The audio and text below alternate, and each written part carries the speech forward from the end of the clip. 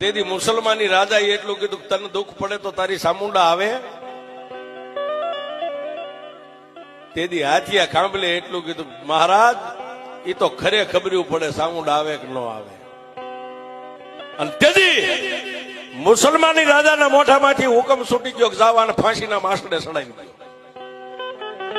આજ મારે એની સામુંડ ને જોવી છે, એની સામુંડ કેવડી છે ને ક્યારે આવે છે એ મારે જોવું છે. અને ફાંસીના માથડે સડાવી દો.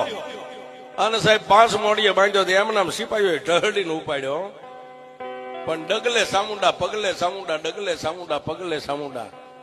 અને ફાંસીના માથડે સાહેબ આમ લટકાડવાની તૈયારી, ગાળીઓ આમ ડોકમાં નાખ્યો ને ત્યારે એટલું કીધું કે એ કાળા મોની ધણિયાણી, તારે મને આ દી દેખાડવા હતા ને તો તારે ગીર સુધી તારે મને લાવવો નતો.